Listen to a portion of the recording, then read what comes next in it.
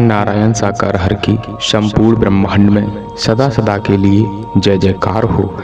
जगत जननी साकार महामातेश्वरी की संपूर्ण ब्रह्मांड में सदा सदा के लिए जय जयकार हो। आप सभी देवी स्वरूप और देवता स्वरूप भाई बहनों के चरणों में इस जीव आत्मा का कोटि कोटि नमन वंदन। देवी और महापुरुषों, नारायण साकार हरि परमात्मा जी अविनाशी है, न कभी जन्म लेते हैं न कभी मरते हैं। जब जब इस धरती पर पाप और अत्याचार बढ़ने लगते हैं साधु संत महात्माओं पर, तो साधु संत महात्माओं की रक्षा करने के लिए, पुनः सत्य धर्म की स्थापना करने के लिए इस पृथ्वी लोक पर अपना प्राकट करते हैं। वो कभी जन्म नहीं लेते। साथ संगत जी, आज हम सभी जीवात्माओं के पास समय है। समय का सदुपयोग करते हुए इन हरि जी के चरणों में अपने को समर्पण कर दें और इनके वचन मानकर इनके वचनों पर चलने लगे। तो साथ संगत जी, हमारा ये जीवन एक खिले हुए फूल की तरह महकने लगेगा।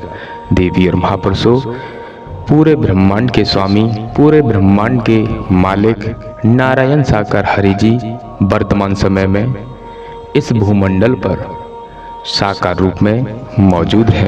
प्यारे दुलारी साथ संगत जी, प्रेम से बोलना नारायण साकार हर की संपूर्ण ब्रह्मांड में सदा सदा के लिए जय जयकार हो।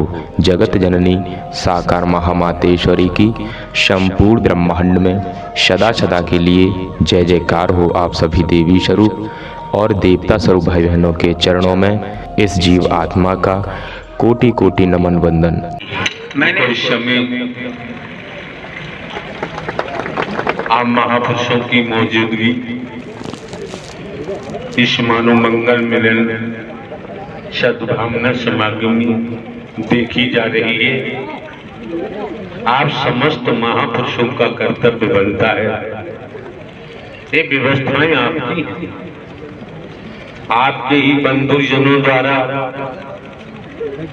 अपना तन मन धन खर्च करते हुए इन व्यवस्थाओं को अंजाम दिया और आप भी सहयोगी हैं। जहां भी स्थान मिलता है आसन ग्रहण करें और तन्मयता आत्मीयता से एक एक शब्द को मन लगा के श्रवण करें। क्यों? उपस्थित समस्त महापुरुषों की जिम्मेदारी है कि आप लोग किसी मेले में नहीं आए, कोई नुमाइश नहीं है।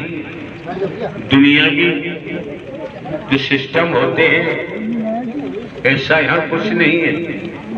आप अपने को समझो कि आप एक देवी स्वरूपा बनकर, एक देव स्वरूप बनकर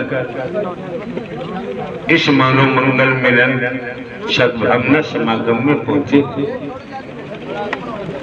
और हर महापुरुष को अपने लिए स्वयं की जिम्मेदारी का निर्वहन भली भांति करना चाहिए।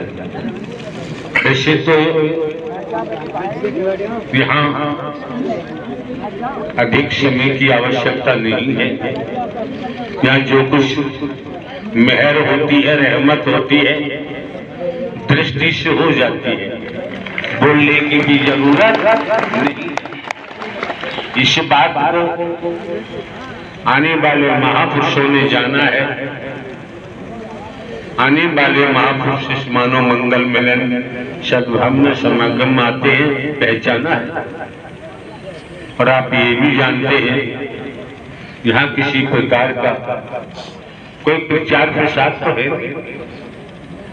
लगभग इस मानवीय कार्य को जनहित के लिए दुनियावी कैलेंडर के मुताबिक हमको लगभग 26 वर्ष हो चुका है। हमें पूछिए आप, हम नहीं जानते कि हमारा कोई परिवार था। हम नहीं जानते कि हम पर कभी बचपन आया। हम नहीं जानते, समझो साधारण भाषा में, कि हम पर कभी जवानी आई। हम नहीं जानते कि हमारे पास कोई संसाधन था। क्यों? 14-15 वर्ष पहले इंटेलिजेंस ब्यूरो से पेंशन अपनी मर्जी से हमने नहीं दी। आप समझ सकते हैं दुनिया में स्थिति को का आकलन करते हुए नौकरी मिलना आसान काम नहीं होता है। 14-15 वर्ष पहले पेंशन लेना सरकार के खजाने से तमाम धन भी मिलता था और जो दुनियावी तौर पर होता है, लेकिन अपनी मर्जी से हमने पेंशन नहीं ली है। आपको अपनी हकीकत बता रहे हैं, जिससे भटकने वाले भटकाते रहते। कलयुग है, घर घर में भगवान बैठे रोज पैदा होते हैं। आपकी मर्जी है, कहीं जाओ, आपकी इच्छा। तो जो पेंशन दिलवा के लाए हैं, किसी को दिखे न दिखे, वही उन्होंने शरीर को माध्यम बनाया हुआ है, निमित्त मात्र बनाया हुआ है। ये शरीर मात्र माइक है। आप समझेंगे जब दुनियावी तौर पर हमारा कोई स्वार्थ है नहीं किसी प्रकार का। आप समझ सकते हैं जो अवस्था आने वाले महापुरुषों की देखी जाती है अनगिनत। हम कोई पैर पूजाई नहीं करवाते, कोई फूल माला नहीं लेते, किसी मान सम्मान की हमको जरूरत नहीं है। और आप ये भी जानते हैं लगभग 36 वर्ष दुनियावी कैलेंडर के मुताबिक हो चुका, कहीं पर भी आपने दान पात्र नहीं देखा होगा। किसी प्रकार का वस्तु पदार्थ या चढ़ावे का कोई प्रावधान नहीं है। और आप ये भी जानते हैं भिन्न भिन्न प्रांतों में, कस्बों में, शहरों में, नगरों में, महानगरों में, ग्रामीण अंचलों में आप ही लोग मनोमंगल मिलन सद्भावना समागम के आयोजन के लिए बुलाते हैं। जाना होता है, पहुंचना होता है। हर महापुरुष जानता है इतना अंतराल हो गया है, कहीं रुके कहीं ठहरे जहां आप लोग ठहराते हैं। कमेटी के महापुरुषों का भी हम भोजन ग्रहण नहीं करते। समझो, समझने का प्रयास करो। तनिक समझेंगे तो समझ में आता है। और ये समझ में आता है वैदिक काल का इतिहास क्या बताता है, वेदों में, शास्त्रों में, पुराणों में क्या आता है, ऋषि मुनि संत जन क्या बताते हैं, ज्ञान देते होंगे, ज्ञान बताते हैं। आप मंदिर जाएं, पूजा करने जाइए, शिवालय जाएं, पूजा करने शिवालय जाइए। आप काशी विश्वनाथ जाइए, आप मथुरा वृंदावन जाएं, हरिद्वार जाएं, आप जाइए, केदारनाथ बद्रीनाथ, जहां भी आपकी मर्जी है जाएं, जाते होंगे। यहाँ कभी किसी पर कोई प्रतिबंध नहीं लगाया जाता है। और आप ये भी जानते, हमारे द्वारा अनेक बार कहा गया है, आप राम जी की पूजा करें, आप स्वतंत्र हैं। आप शंकर, ब्रह्मा, विष्णु, राम, श्री कृष्ण, देवी दुर्गा, हनुमान जी, काली, गणेश जी, उनकी पूजा करें। यहाँ कोई रोड़ा तो है नहीं, न व्यवधान डाला जाता है। आप अपने जीवन को संचालित करने के लिए स्वयं जिम्मेदार है। आप अपने जीवन को किस दिशा में ले जा रहे हैं आप भली बात समझ सकते हैं, लेकिन जब आपका आगमन इस मानव मंगल मिलन सद्भावना समागम में हुआ है तो हमारे द्वारा लगभग 26 वर्षों से जनहित मानव कल्याण का कार्य ही किया जाता है, वो भी निःशुल्क। मानवता का ही फाउंडेशन रखा है। मानवीय आधार पर ये मानव मंगल मिलन सद्भावना समागम के आयोजन होते हैं, आप ही लोग कराते हैं। आप समझ सकते हैं, आपको सद्ज्ञान भी मुहैया कराया गया है और सद्ज्ञान में बता दिया जिससे भटकने से बचो, बुलावी से बचो। तो सद्ज्ञान दिया कि मैं कौन हूं, मैं आया कहां से हूं, मेरा रूप क्या है, मेरा स्वरूप क्या है, मुझे क्या करना चाहिए, मैं कर क्या रहा हूं। स्पष्ट जाहिर कर दिया, human body I am soul, ईश्वरान सजीव अविनाशी। इतना तो हम आप सभी जानते हैं। ब्रह्मांड की रचना करने वाली कोई ताकत है, कोई पावर है, कोई शक्ति जो दिखाई नहीं देती, दिखाई भी देती है। जैसे दूध के कण कण में, बूंद बूंद में घी होता है, लेकिन दिखाई नहीं देता। जब नियमानुसार विधि के तहत दूध को गर्म करेंगे, उचित डिग्री पर जामन डालेंगे, दही बनेगा। दही को मथेंगे तो लौनी निकलती है। आपकी भाषा में मक्खन कह दो, लौनी निकलती है। उस लौनी को लेते हैं, कढ़ाई चूल्हे पे रखते हैं, लकड़ी जलाते हैं, लौनी को कढ़ाई में डालते हैं, तपाते हैं। कुछ देर के बाद जो कुछ गंदगी होती है जलकर कढ़ाई के तले से चिपक जाती है और घी निकल के सामने तैयार दिखाई देता है। इसी प्रकार देखने के लिए ये मानव मंगल मिलन सद्भावना समागम आपके सम्मुख है। अंश के बतौर देखे एक नूर से सब जग उपजा, सभी में एक ही नूर समाया है, ना कोई गरीब ना बेगाना है। इस ब्रह्मांड में अपना कोई दुश्मन है ही नहीं। अगर दुश्मन है तो हमारे बेकार है, बेसन है।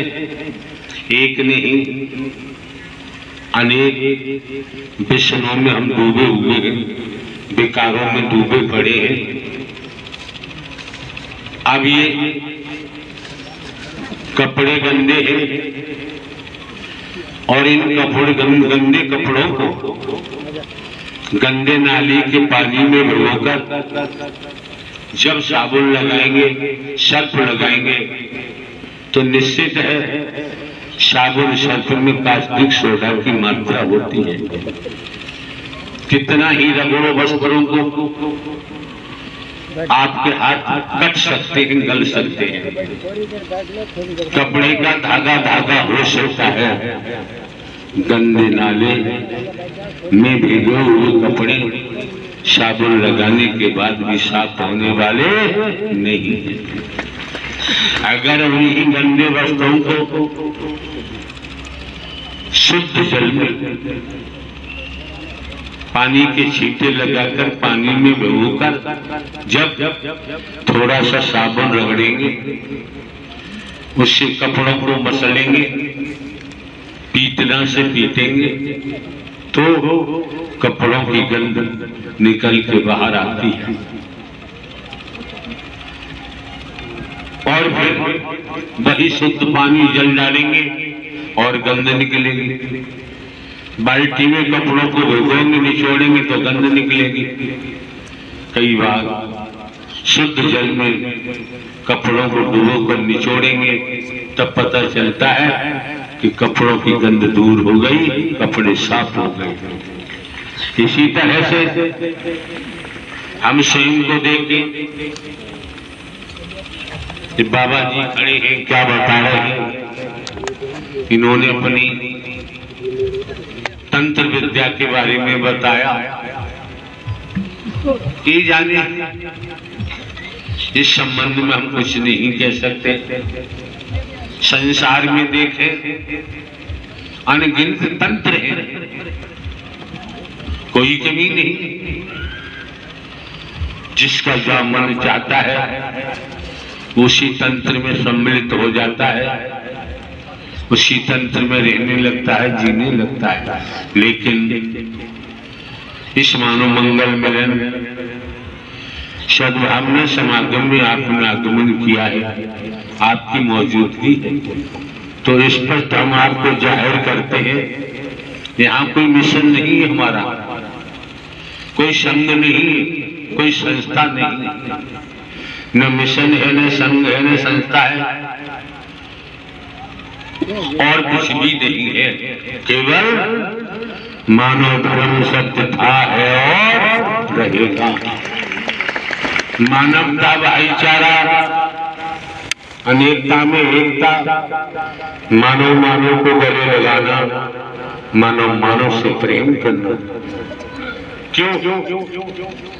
मानव की सच्ची सेवा में ही परमात्मा झलकता है।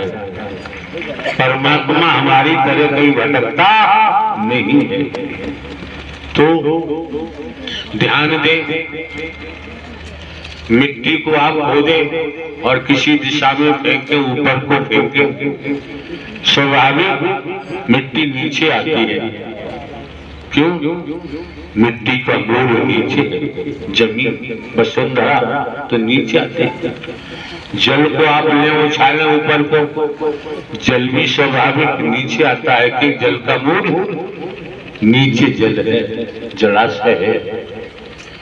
अग्नि को जलाएं, स्वाभाविक अग्नि की लपटें ऊपर जाती है, सूर्य की तरफ भागती है। तो जब आप लोग इस मानव मंगल मिलन सद्भावना समागम में पहुंचे हैं तो आपको भी समझना चाहिए कि हमारा मूल कौन है। जब तक संसार में है तब तक आपके मूल माता पिता, बेटा बेटी, भाई जो भी है माता पिता हो सकते हैं। लेकिन रूहानियत के आधार पर देखें तो आपका हमारा मूल कौन है। अगर हम मिथ्या नस्ल की ही वशीभूत बने रहे तो श्रीमान जी ध्यान दे, तो श्रीमान जी मूल से दूर होते जाएंगे। और मूल से दूर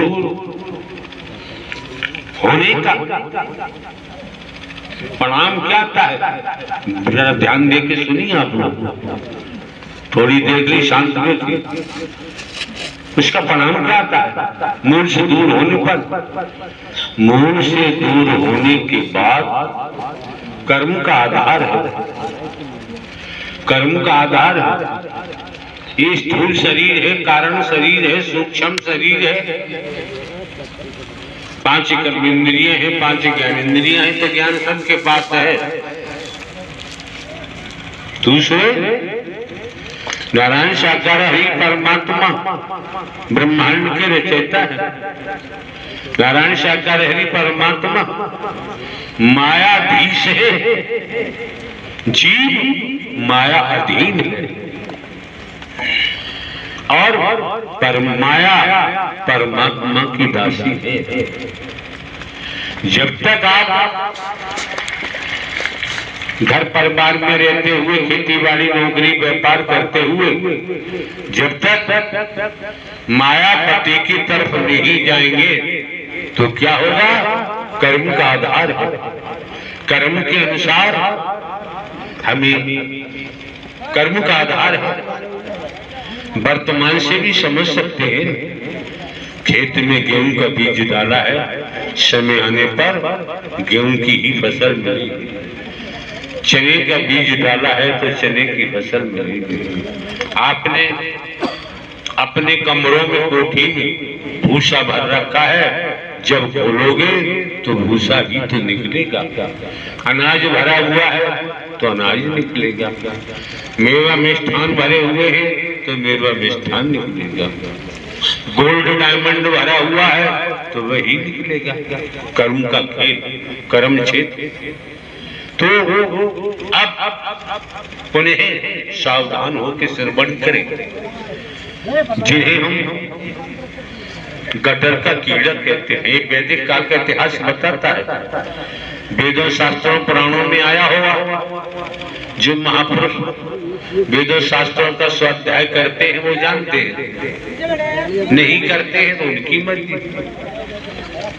तो क्या होगा? कर्म के आधार पर हमारा, अगर आज हम मूल से दूर हैं तो क्या होगा? कर्म हमें गंदे नाले का कीड़ा बना देगा। वैदिक काल का इतिहास पुष्ट करता है। यही कर्म हमारा जो हम करते हैं उसी से हम गटर के कीड़े बनेंगे। इसी कर्म से निम्न को तनु में यातना भोगने के लिए जाना ही पड़ेगा। कोई संशय नहीं, कर्म बना देता है। अगर आप मूल से दूर भागे, मूल से दूर रहे तो कर्म हमें कुत्ता कुतिया गधा घोड़ा गाय भैंस कीड़ा मकोड़ा सांप बिच्छू छिपकली के तनों में जाने को मजबूर कर देगा। अपराध किया है तो जेल जाना ही पड़ेगा, बच नहीं सकते।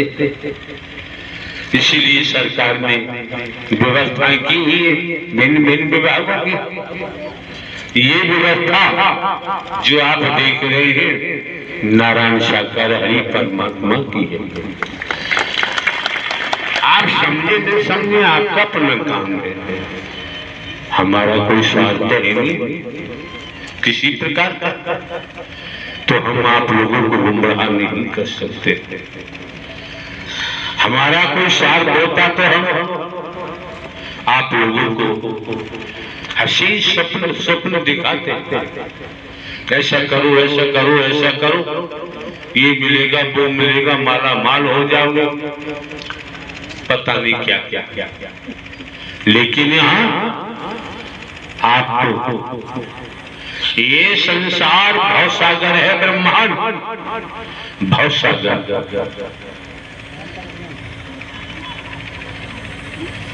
आप समझ सकते हैं, आप लोगों ने देखा होगा, हमने भी खूब देखा, गांव देहात में रहे, गांव देहात में शरीर का जन्म हुआ है, हमने भी देखा। तालाब है, तालाब को सरोवर नहीं कह सकते।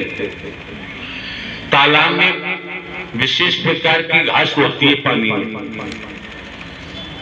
क्या कहते हैं उसे, नाम तो हमें नहीं याद रहा। उस तालाब में जो घुस जाता है वो घास पैरों से लेकर ऊपर तक चिपक जाती है। जितनी उसे घास को हटाओगे उतनी घास लिपटती जाती है, बांध लेती है। अगर कोई पशु उस तालाब में घुस गया तो पशु की भी ही हालत होती है।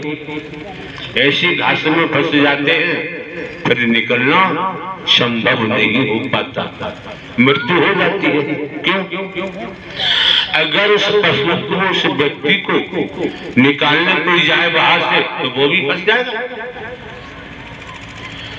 अगर कोई निकालने की छलांग मारे, वो जानता है मैं भी फंस जाऊंगा, मरूंगा, तो बाहर 10-20 लोग खड़े होते हैं या वृक्ष से रस्सा बांध देते हैं। वृक्ष से रस्सा बांधते हैं, 10-20 लोग खड़े होते हैं, रस्से को पकड़ते हैं, तो वो व्यक्ति रस्से के सहारे उस तालाब में उतरता है और जो घास आती है उसको हाथ से हटाता जाता, निकलता जाता, हटा के सपोर्ट रस्से का है। तो बाबूजी ध्यान रखो, आप लोग सुन लीजिए, ये संसार भवसागर है। अटेंशन होकर सुनो, सावधान होकर। ये संसार कैसे? राजा रहे न बलि रहे न औलिया, संतरी रहे न मंत्री, अधिकारी रहे न कर्मचारी, जो आया है सो जाएगा, राजा रंग फकीर। तन से संबंधित, ब्लड से संबंधित एक संबंधी थे, उस गांव के महापुरुष आए, हमने उनसे पूछा, वो पुलिस विभाग में शायद डीजी बता रहे थे। हमने पूछा वो कहाँ है, वो कहाँ है? तो उन्होंने बताया कि कोरोना का वो तो मर गए। भूल गए? जो घास मोह की, समझो, मोह की घास पेट पर, पीठ पर पत्थर बांध लो, तैरना जानते हो और जलाशय में उतर जाओ तो आपका तैरना समाप्त हो जाएगा। पत्थर पेट और पीठ से बंधे होने के कारण जलाशय में डूब के मर जाओगे, निकलना संभव। पत्थर दिखाई देता है, लेकिन जो ये भवसागर है वो तो जल की बात है। ये भवसागर है, पूरा ब्रह्मांड एक भवसागर है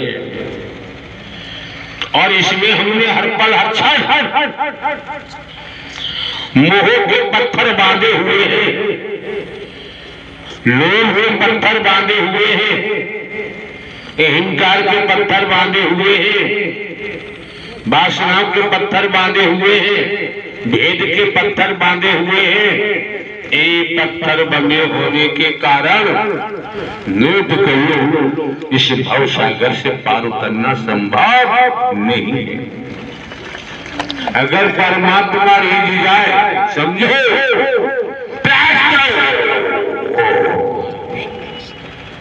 तुम्हारी मर्जी है। नारायण शाकाहारी परमात्मा चाहे तो कि ब्रह्मांड के मायाधीश है, तो ये वो ममता, लोभ, वासना रूपी, अहम रूपी, भेद रूपी मानो मंगल मिलन से हमने समागम के द्वारा बात माने तो पत्थरों को छीन के फेंका जा सकता है। आप छोड़ने वाले नहीं तो छोड़ने वाले नहीं तो क्या होगा? अंतमता सोगता, अंतमता सोगता क्या होगा? कर्म के आधार पर कुत्ता, कुतिया, गधा, घोड़ा, कीड़ा, मकोड़ा, सांप, बिच्छू, छिपकली के तन प्राप्त होंगे। तन छूटने के बाद कोई बताने नहीं आता, वर्तमान में ही समझ आ जाता है, जानकारी हो जाती है। अगर ऐसा ना होता तो महात्मा जन बैठे हैं, संत जन बैठे हैं, इन्होंने वेश धारण किया हुआ है, किसी माता पिता के भी बेटे रहे होंगे, परिवार भी है, देवरिया, बीते कल एक देवरिया के महात्मा जी थे सन्यासी, उन्होंने अपनी गाथा आप खड़े होकर सुनाई। शायद होंगे भी गए के हैं, चले गए। नारायण साकार हरि संपूर्ण ब्रह्मांड में सदा सदा के लिए जय जयकार। नारायण साकार हरि संपूर्ण ब्रह्मांड में सदा सदा के लिए जय जयकार। उस सन्यासी ने कहा, मुझे वचन से प्रेम है, वचन आया है, मैं वापस जाऊंगा, यहाँ रुकूंगा नहीं। कह दिया था, यहाँ ठहराने की कोई व्यवस्था नहीं है, जिससे आप लोग आते हैं। उन्होंने भी यहाँ तक कहा कि बबूल के वृक्ष के नीचे में पड़ जाऊंगा, मैं निरंतर यहाँ सत्य का साथ करूंगा। इस मानव मंगल मिलन सद्भावना समागम में पहुंचकर दीदार करूंगा, दर्शन करूंगा, ब्रह्मवाणी प्राप्त करूंगा, अपने को लोहा लाट बनाऊंगा। क्योंकि समझ सकते हैं, दो बेटे हैं किसी माता पिता के, एक बेटे को महल में रखा जा रहा है, रह तो दोनों महल में। एक बेटा डबल बेड पे ऐसे आराम करता है, बढ़िया बढ़िया मिष्ठान मतलब पकवान डाइट जो भी होता है खिलाया जाता है। कॉटन रुई की तरह से बच्चे को, बेटे को रखा जाता है। दूसरे बेटे को मन चाहे भेजा जाता है, खेत में काम करो, पानी लगाओ, फसल में फावड़ा चलाओ, हल चलाओ, ये व्यवस्था बनी हुई है। आप समझ सकते हैं, जो खेतों में काम करता है, सिंचाई करता है, फावड़ा चलाता है, हल चलाता है, मेहनत करता है, वो शैतान से युद्ध कर सकता है। जो टोपी में पड़ा है वो तुम्हारा बेकार है, बिल्कुल कंडम है, वो कुछ कर ही नहीं सकता। इसलिए डबल बेड का इस्तेमाल कम करें तो बेहतर होगा। डबल बेड का इस्तेमाल करोगे वाइब्रेशन, आप समझ सकते हैं। नारी तन, कोई आपकी माता है, कोई बहन है, कोई बेटी है, कोई पत्नी है। नारी तन के अंदर पुरुष से अधिक कई गुना गर्मी होती है। आप समझ सकते हैं, जो सुधी माता है हमारे सामने भी आते हैं, पुरुष को टीबी हो गई और उन्हें सलाह दी जाती है दवा खाओ थोड़ी बहुत, लेकिन डबल बेड में सोना बंद कर दो तो टीबी जल्दी ठीक हो जाए। करो तो अच्छा, न करो तुम्हारी मर्जी है। आप समझ सकते हैं, जो हमें विनाश के कगार पर ले जाएगा, आत्म कल्याण नहीं होने देता, वो मात्र मोह है। मोह से करोड़ बीमारियां पैदा होती हैं। घर परिवार में रहो, माता पिता की सेवा करो, पत्नी की सेवा करो, बच्चों की करो, भाई बहन जो भी सभी संबंधी करो, मना कौन करता है। लेकिन पत्थर बांधे पेट से पीठ से तो तैरने वाला कुशल वो भी डूब के मर गया। अगर हमने इस मिथ्या नस्ल को, मोह माया को जेहन में बैठा लिया, रोम रोम में बैठा लिया, लहू में, तो बाबूजी साक्षात परमात्मा प्रकट हो जाए तभी बचने वाले। कैसे बचने वाले ने इतिहास आपने भी पढ़ा होगा, हमने भी थोड़ा पढ़ा है, ज्यादा पढ़े लिखे तो है नहीं यार, अब सब भूल गए। क्या राजा भर्तरी का नाम आता है, वैदिक काल के इतिहास में राजा भर्तरी जी का नाम आता है, जिनका राज्य कश्मीर से लेकर कन्याकुमारी तक था। राजा भर्तरी ने देखा, इतिहास की बात है, वैदिक काल का इतिहास होता था। भर्तरी ने देखा कई एक रानियां हुआ करती थी राजे महाराजाओं के, रानियों में कोई सार नहीं दिखाई दिया राजा भर्तरी को, राजकुमारों में कोई सार दिखाई नहीं दिया। राजा भर्तरी को राजकुमारियों में कोई सार दिखाई नहीं दिया। वैदिक काल का इतिहास कहता है राजा भर्तरी ने राजपाट का परित्याग किया, रानियों का राजकुमारियों का परित्याग कर निकल पड़े। पहुंचे गुरु गोरखनाथ जी की शरणों, दीक्षा ली। एक नदी के किनारे झोपड़ी डालकर भर्तरी रहने लगे। वो वक्त होगा ऐसा, और ज्यादा कुछ विश्लेषण करना ठीक नहीं, तो वक्त होगा ऐसा रहने लगे। सबका राजपाट का परित्याग कर दिया, राजकुमारियों का राजकुमारों का रानियों का करके नदी के किनारे झोपड़ी डालकर रहने लगे। उसी नली में नहाना धोना कपड़े साफ करना जो भी होती है व्यवस्था करते रहे। एक दिवस एक हिरनी भाग रही थी, पीछे शेर पीछा कर रहा था। वही घाट पर भर्तरी के लेख की बात है, हमारी इसमें कोई बात नहीं। भर्तरी वही घाट पर स्नान कर रहे थे। आप जानते बहुत बड़ा खतरनाक वस्तु है ये।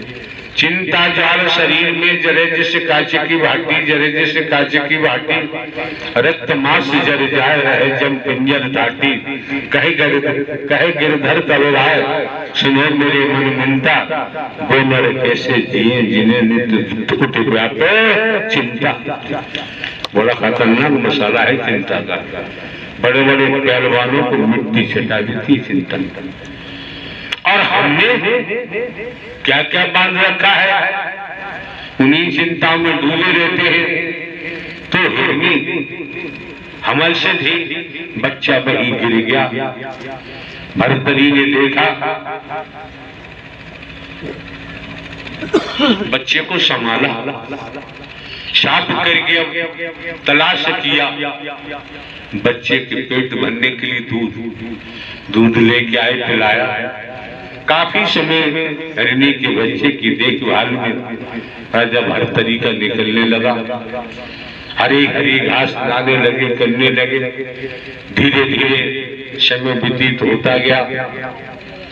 वो हिरन का बच्चा बढ़ने लगा।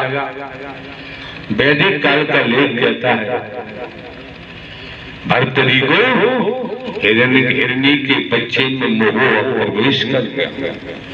इतना मोह सवार हुआ, वैदिक काल का इतिहास प्रमाण देता है कि अंत बता सो बता, राजा भर्तरी को भी हिरण का जन्म लेना पड़ा।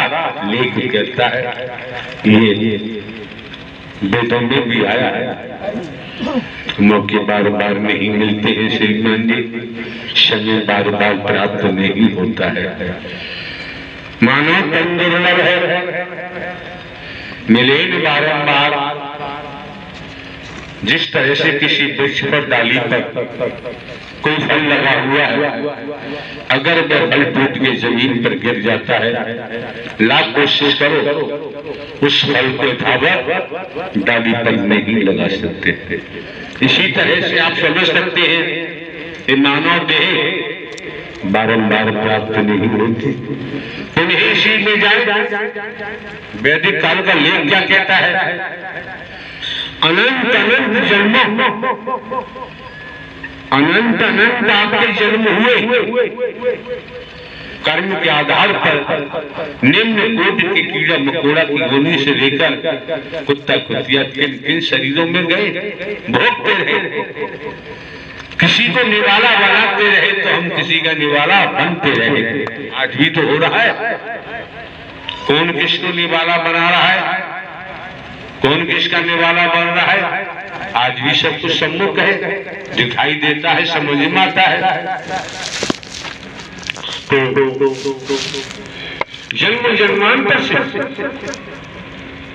कल्पों कल्पों से। क्यों? ईश्वर से जीव अविनाशी प्राणवायु, इसमें जो सूक्ष्म नूर है ये मरता तो है नहीं, जन्म नहीं देता। किसी क्रिया प्रक्रिया के द्वारा एक बूंद पानी माता के गर्भाशय में जाता है, आपके शरीर की रचना कर दी गई। माता के उदर में कोई डॉक्टर, कोई इंजीनियर, वैज्ञानिक बैठा दिखाई नहीं देता। रचना जो आपके एक बूंद से कर दी माता के पेट में। किसी प्रकार देखे समझे पर अनंत अनंत कालों से कर्म के आधार पर अनंत अनंत काल बीत गए, नाना प्रकार के शरीरों में यात्राएं करते हुए, भोग भोगते हुए, अंत में ये लास्ट नन्नारी का तन है।